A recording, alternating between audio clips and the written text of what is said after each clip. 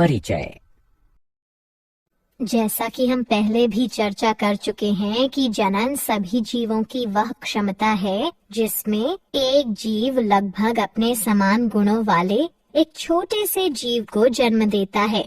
हाँ, तथा जनन की प्रक्रिया के लिए हमें लैंगिक संपर्क बनाना पड़ता है, किंतु अगर हम बिना किसी सुरक्षा लिए ये करते हैं तो संक्रमित साथी से हमें अनेकों रोग हो जाते हैं। जनसंख्या में तीव्र तेज वृद्धि के कारण हम जनसंख्या विस्फोट का निरीक्षण करते हैं। हाँ, ये सब मृत्यु दर में कमी और जीवन काल में वृद्धि का परिणाम है।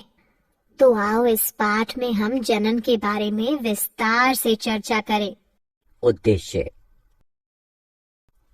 इस पाठ के अंत में आप निम्न करने में सक्षम हो जाएंगे: जनन स्वास्थ्य के महत्व को समझना, यौन संचारित रोगों को पहचानना, जनसंख्या के नियंत्रण की विधियों को समझना, लिंग अनुपात को समझना, जनसंख्या आकार को पहचानना। जनन स्वास्थ्य। जनन स्वास्थ्य सामान्य स्वास्थ्य के वे सभी पहलू हैं जो कि एक मनुष्य के सामान्य, सुरक्षित तथा संतुष्ट जनन जीवन को बढ़ावा देने में सहायक हैं। यौन संचारित रोग। वे रोग जो यौन संबंधों द्वारा एक संक्रमित प्राणी से स्वस्थ प्राणी में संचरित होते हैं, यौन संचारित रोग कहलाते हैं। ये विभिन्न सूक्ष्म जीवों द्वारा जो कि योनि, मूत्रमार्ग, गुदा और मुख के गर्म और नमी वाले वातावरण में रहते हैं, इनके द्वारा उत्पन्न होते हैं। कुछ यौन संचारित रोग निम्न हैं: सुजाक यानी गोनोरिया, सिफिलिस, ट्राइकोमोन्सा, एड्स। सुजाक यानी गोनोरिया नाइजीरिया गोनोरिया जीवाणु द्वारा होता है। इस रोग का मुख्य लक्षण मूत्रोजनन मार्ग में सूजन तथा जलन है तथा पेशाब करते समय रोगी को अत्यधिक जलन महसूस होती है। यह जीवाणु नर के मूत्रमार्ग और मादा के गर्भाशय ग्रीवा को संदूषित करता है। सिफिलिस ट्रेपोनेमा पेडिलियम जीवाणु द्वारा होता है। मूत्रोजनन मार्ग की म्यूकस झिल्ली में धब्बे यानी चकत्ते होना तथा जननांग पर अल्सर होना आदि इस रोग के मुख्य लक्षण हैं। ट्राइकोमोन्सा एक प्रोटोजोआ ट्राइकोमोनास वेजिनेलिस द्वारा होता है। मादाओं के मूत्रोजनन मार्ग द्वारा कुछ योनिस्राव इस रोग का मुख्य लक्षण है। एड्स एक विषाणु HIV द्वारा होता है जो कि शरीर की प्रतिरोधक क्षमता को कम कर देता है तथा जिससे शरीर किसी भी रोग से जल्दी ही ग्रसित हो जाता है। एड्स के संचारण के माध्यम यौन संबंध, संदूषित प्राणी के रक्त का रक्ताधान यानी स्थानांतरण, संदूषित सुई का प्रयोग, सरगर्भता यानी गर्भावस्था के दौरान अपरा द्वारा मात्र से शिशु में आना आदि है। जन्म नियंत्रण की विधियां।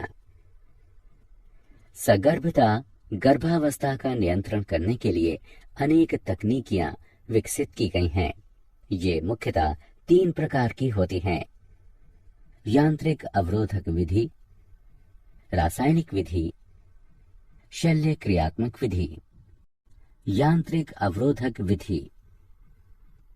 यांत्रिक अवरोधक विधि में शारीरिक बाह्य युक्तियां जैसे कंडोम, डायाफ्राम और ग्रीवा टोपी प्रयुक्त होते हैं जो कि संभोग यानी मैथुन के दौरान शुक्राणुओं को स्त्री के जनन मार्ग में घुसने से रोक देते हैं, अतः यह उनके बीच में रोधक की भांति कार्य करता है। अंतःगर्भाशयी युक्तियों का प्रयोग गर्भाशय में अंतरोपण को रोकता है। यह युक्ति कॉपटी है जो कि डॉक्टरों या अनुभवी नर्सों द्वारा गर्भाशय में सुरक्षित रूप से लगाई जाती है। रासायनिक विधि। रासायनिक विधि में स्त्रियों द्वारा विशिष्ट औषधियां प्रयोग की जाती हैं, जो कि 2 प्रकार की होती हैं, मुख वाली गोलियां और योनि वाली गोलियां। मुख वाली गोलियों को मुखीय गर्भ निरोधक भी कहते हैं, जो कि शरीर के हार्मोनों के संतुलन को बदल देती हैं, जिससे कि अंड का त्याग नहीं होता और निषेचन नहीं हो सकता है। शल्य क्रियात्मक विधियां। शल्य क्रियात्मक विधियों में नरों में शुक्रवाहक के एक छोटे से हिस्से को काट या बांध दिया जाता है। इसे शुक्रवाहक उच्छेदन यानी वासेक्टोमी कहते हैं।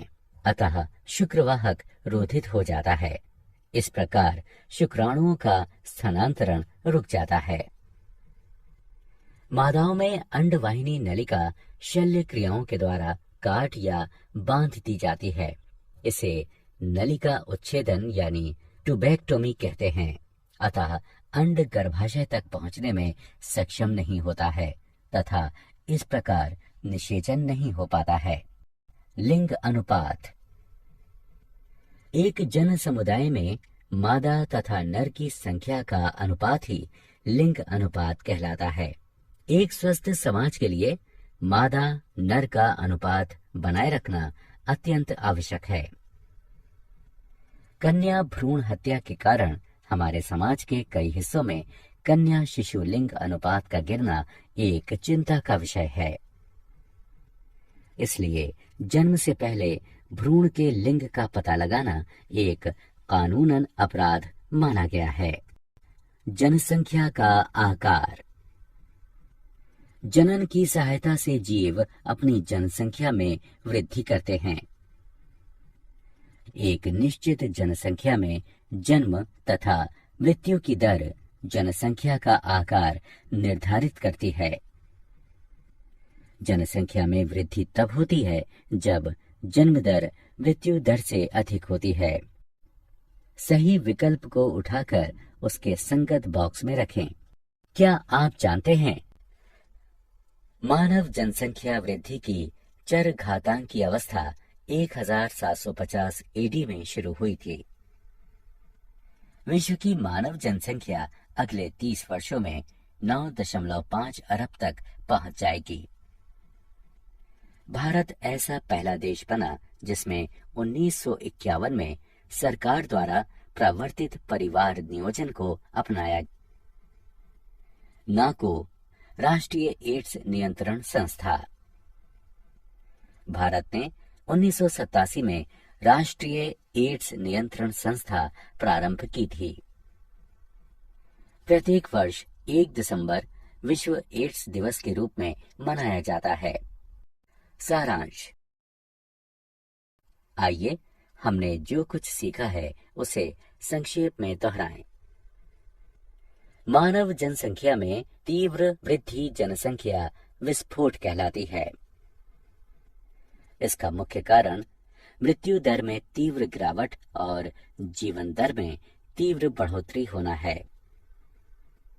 जनसंख्या विस्फोट के परिणाम अनुसार कुप्रभाव उत्पन्न होते हैं, इसलिए तत्कालीन जनसंख्या नियंत्रण की आवश्यकता है। जनसंख्या वृद्धि परिवार नियोजन कार्यक्रमों के द्वारा रोकी जा सकती है, जिसके अंतर्गत विभिन्न प्रकार के यांत्रिक, रासायनिक, शल्य क्रियात्मक और प्राकृतिक विधियां आती हैं। यौन संचारित रोग असुरक्षित यौन क्रियाओं के दौरान संचारित होते हैं। एड्स, क्लैमिडिया, सुजाक यानी गोनोरिया, सिफिलिस, हेपेटाइटिस बी, जननिक परिसर्प यानी जेनाइटल हर्पीज और ट्राइकोमोनास्ता आदि कुछ सामान्य यौन संचारित रोग हैं। परिचय। जैसा कि हम पहले से ही जानते हैं कि पौधे वर्ज्य गैसों से प्रकाश संश्लेषण द्वारा और पशु श्वसन द्वारा छुटकारा पाते हैं। हाँ, लेकिन ठोस और तरल वर्ज्य पदार्थ तो अभी भी उनके शरीर में होते हैं। तो हम कह सकते हैं कि वो जैव प्रक्रिया जिसके द्वारा जीव हानिकारक उपापचयी अपशिष्टों से छुटकारा पाते हैं उत्सर्जन कहलाती है। ये उत्सर्जन अलग अलग जीवों में अलग अलग तरह से होता है। हाँ, एक कोशिकीय जीव इन अपशिष्टों को साधारण विसरण द्वारा शरीर के बाहर स्थित जल में निकाल देते हैं। जैसे अमीबा में ये जैव द्रव्य झिल्ली से होकर होता है, जबकि जटिल बहुकोशिकीय जीवों में उत्सर्जन के लिए कुछ विशेष अंग होते हैं। प्लैटीहेलमिन्थस में उत्सर्जी अंग प्रोटोनेफ्रिडिया या फ्लेम कोशिकाएं होती हैं, जबकि एनालिडा वर्ग के जीवों में ये अंग नेफ्रीडिया होता है। हाँ, और संधिपात जीवों में उत्सर्जी अंग नितंबीय ग्रंथियां जैसे स्पर्श तंतु अथवा हरित ग्रंथि और मैल्पीघी नलिकाएं होती हैं, जबकि मोलस्क में वृक्क होते हैं। ठीक इसी तरह शूल चर्मियों में त्वचा पर उपस्थित पोप्युली उत्सर्जी अंग होते हैं, जबकि यूरोकॉडेट में तंत्रिका ग्रंथि और सिफेलोकॉडेट में प्रोटोनेफ्रीडिया ये कार्य करती हैं। कशेरुकी जीवों में उत्सर्जन के लिए एक जोड़ी वृक्क होता है। तो आओ इस विषय में विस्तार से चर्चा करें। उद्देश्य। इस पाठ के अंत में आप निम्न करने में सक्षम हो जाएंगे: पशुओं और पौधों में उत्सर्जन को समझना, उत्सर्जन के प्रकारों के बारे में जानना, मानव में उत्सर्जन को समझना, उत्सर्जन संबंधी सभी अंगों के बारे में जानना, फेफड़ों द्वारा होने वाले उत्सर्जन को समझना, त्वचा से होने वाले उत्सर्जन के बारे में जानना, बृहदांत्र से होने वाले उत्सर्जन को समझना, मूत्र प्रणाली की संरचना और कार्य प्रणाली को समझना, वृक्कों की संरचना और कार्य प्रणाली को समझना, मूत्रवाहिनी की संरचना और कार्य प्रणाली के बारे में जानना, मूत्राशय की संरचना और कार्य प्रणाली के बारे में जानना, वृक्काणुओं की संरचना और कार्य प्रणाली को समझना, कृत्रिम वृक्क और अपोहन का अध्ययन करना। मानव में उत्सर्जन।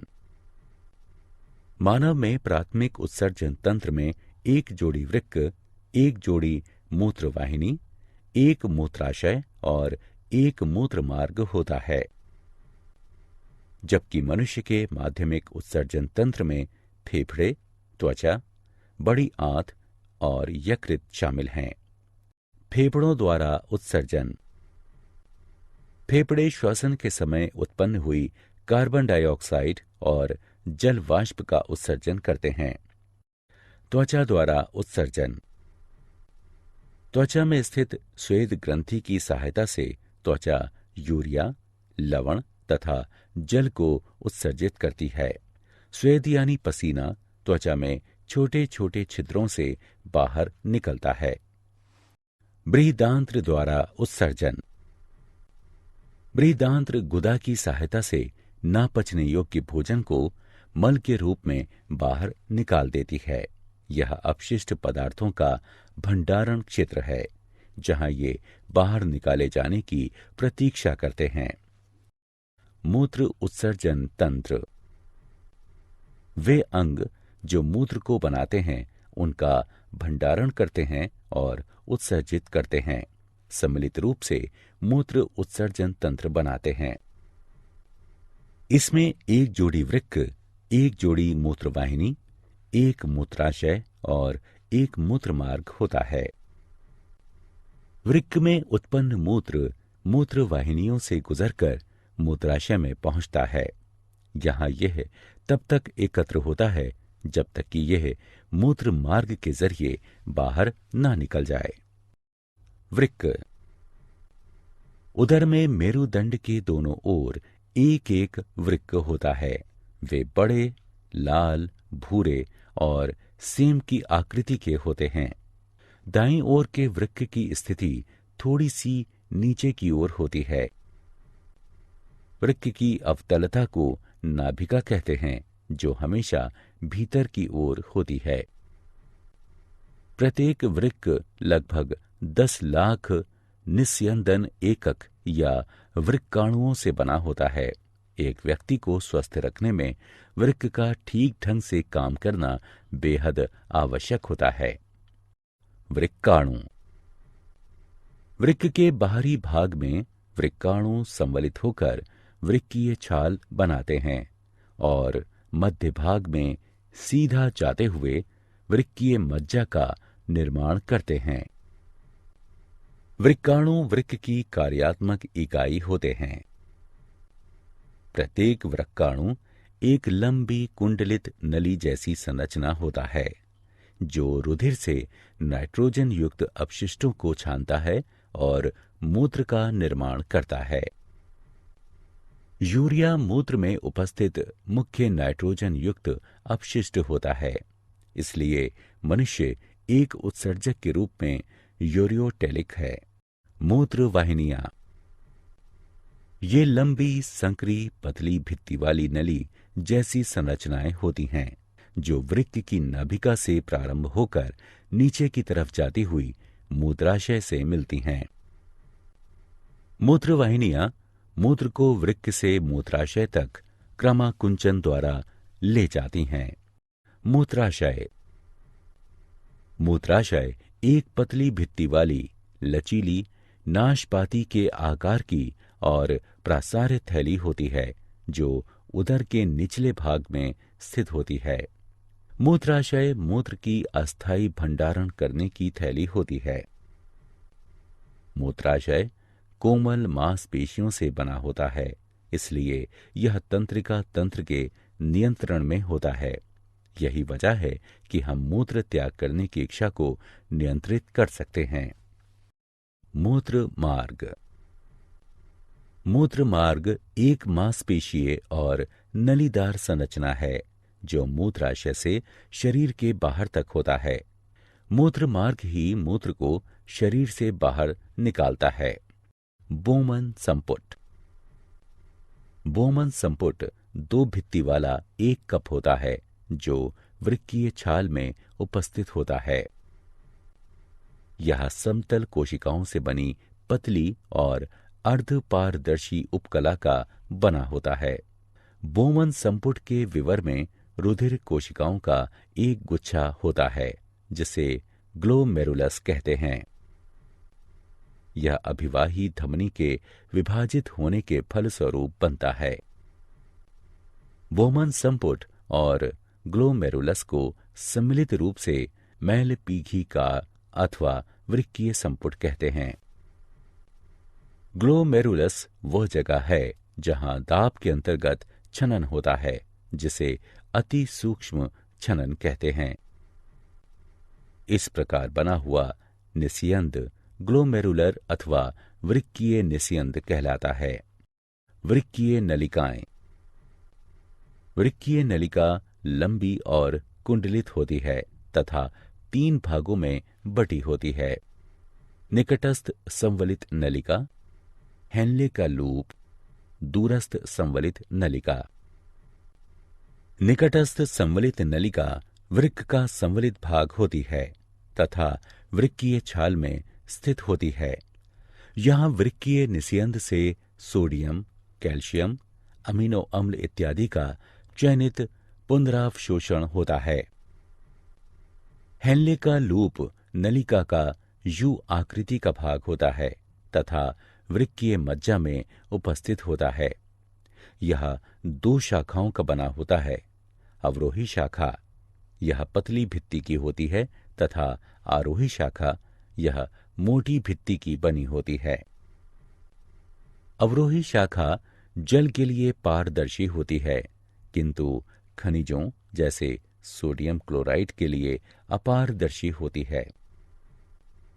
आरोही शाखा खनिजों जैसे सोडियम क्लोराइड के लिए तो पारदर्शी होती है, किंतु जल के लिए अपारदर्शी होती है। यहाँ मूत्र की सांद्रता बढ़ती है। दूरस्थ संवलित नलिका वह संवलित भाग है जो वृक्कीय मज्जा में स्थित होता है। यह संग्राही नलिका में खुलता है। वृक्कीय निस्यंद में उपस्थित अधिकतम जल की मात्रा दूरस्थ संवलित नलिका तथा संग्राही नलिका की भित्ति द्वारा पुनरवशोषित हो जाती है।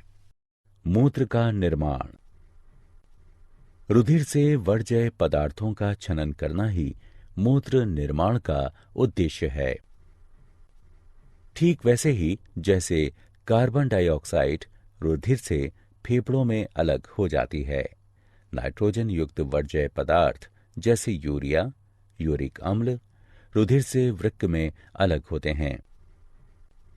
इसीलिए इस पर कोई आश्चर्य नहीं होना चाहिए यदि वृक्क का आधारभूत छनन तंत्र फेफड़ों जैसे ही पतली भित्ति वाली रुधिर कोशिकाओं का गुच्छा हो।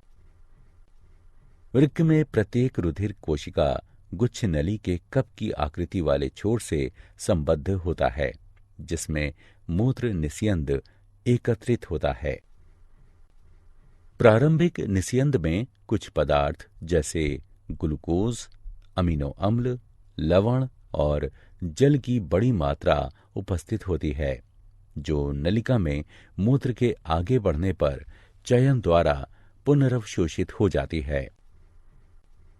जल का पुनरवशोषण इस बात पर निर्भर करता है कि शरीर में जल की कितनी अतिरिक्त मात्रा उपस्थित है और उसमें घुले अपशिष्ट पदार्थों की कितनी मात्रा है जिनका उत्सर्जन होना है। मूत्र का भंडारण मूत्राशय में तब तक होता है जब तक उसमें दबाव इतना बढ़ जाए कि मूत्र मार्ग द्वारा मूत्र त्याग करने की इच्छा होने लगे। कृत्रिम वृक्क, रुधिर अपोहन। वृक्क जीवित रहने के लिए अनिवार्य अंग है। बहुत से कारक जैसे संक्रमण, चोट अथवा वृक्क में बाधित रुधिर संचार वृक्क की क्रियाशीलता को कम कर देते हैं। इसके कारण शरीर में विषैले वर्ज्य पदार्थ एकत्रित होने लगते हैं, जिसके कारण मृत्यु भी हो सकती है। वृक्क के कार्य बंद कर देने की स्थिति में कृत्रिम वृक्क का उपयोग किया जा सकता है, जो नाइट्रोजन युक्त वर्ज्य पदार्थों को रुधिर से अपोहन द्वारा हटाने का उपकरण है। कृत्रिम वृक्कों में बहुत सी नलिकाएं जिनमें एक अर्ध पारदर्शी रेखा होती है, अपोहन विलयन से भरी टंकी में डूबी होती हैं। इस द्रव का परासरण दाब रुधिर के परासरण दाब के बराबर होता है, लेकिन इसमें नाइट्रोजन युक्त वर्ज्य पदार्थ नहीं होते हैं। रोगी का रुधिर इन्हीं नलिकाओं से होकर गुजरता है। यहां से गुजरते समय रुधिर में उपस्थित वर्ज्य पदार्थ विसरण द्वारा अपोहन विलयन में चले जाते हैं। शुद्ध रुधिर को पुनः रोगी के शरीर में भेज दिया जाता है।